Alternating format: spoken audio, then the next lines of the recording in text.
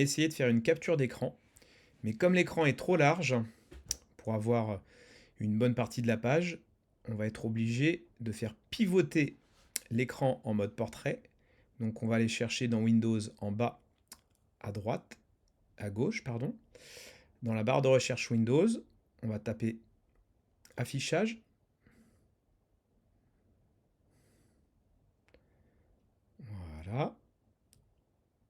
On va dans modifier l'affichage principal. Et on va dans orientation. Orientation pour mettre l'écran en portrait. Normalement, vous n'avez qu'un écran. Il nous demande, voulez-vous conserver les paramètres? Oui, conserver. L'écran est maintenant en mode portrait. On va pouvoir aller sur notre page internet.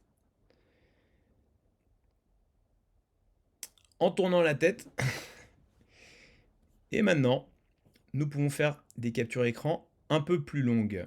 Alors, le raccourci pour les captures écran sur Windows, ça va être la touche Windows, Maj et S. La touche Windows est en bas à gauche, à côté de la touche espace. La touche Maj est complètement à gauche avec la petite flèche vers le haut. Et la touche S comme super. On voit qu'on a un petit outil en haut. Vous voyez le petit onglet bleu. On va prendre le premier onglet bleu pour capturer avec la souris. On va venir mettre sa souris tout en haut de notre page à gauche en essayant de ne pas prendre les onglets internet ou les outils. Et on descend. On va essayer de descendre par exemple juste en dessous des bus et de garder toujours cette proportion en essayant de ne pas prendre la petite barre de défilement. Voilà, on a une photo qui s'est enregistrée dans nos images, notre dossier images. On va pouvoir faire une seconde photo avec une seconde page.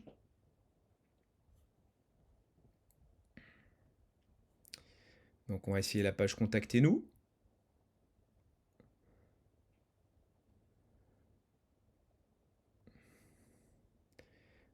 On fait exactement le même raccourci. Windows Maj S. Windows Maj S. On prend la capture jusqu'en dessous de la carte. On relâche la souris. La photo est enregistrée. Je peux directement refaire Windows Maj S. Là, je vous montre l'image, mais j'ai même pas besoin d'aller la chercher. Je clique sur Qui sommes-nous?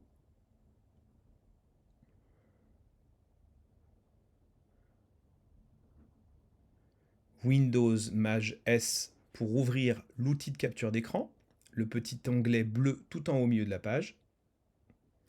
Je refais une capture.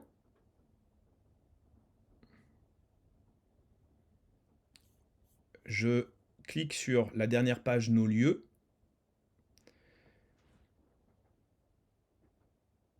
Puis Windows Maj S. Une dernière capture.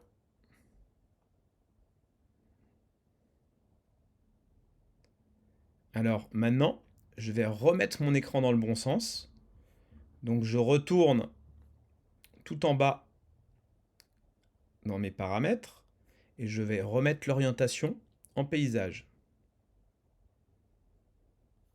Je clique sur Conserver.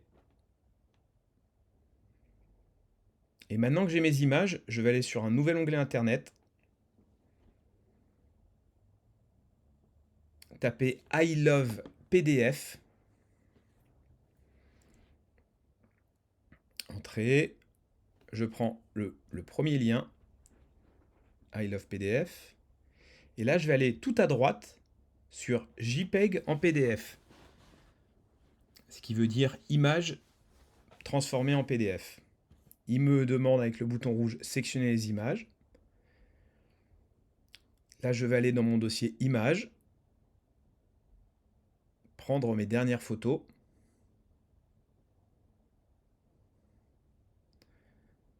Alors, on va prendre des photos au hasard.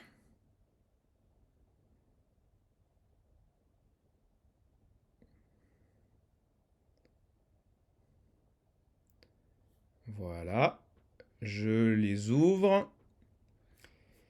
Et là, on voit que les photos n'ont pas tous le même format. Donc j'ai plusieurs solutions. Soit je clique sur le petit onglet à droite A4 avec le menu déroulant pour ajuster la même taille de la page. Je clique sur le petit menu déroulant A4, ajuster pour avoir la même taille. Voilà, et on voit que les marges disparaissent. Si vos photos font à peu près la même taille, vous pouvez laisser A4 en recliquant sur ce petit menu déroulant et convertir en PDF tout en bas. Ça y est, le travail est fait, je n'ai plus qu'à télécharger le PDF.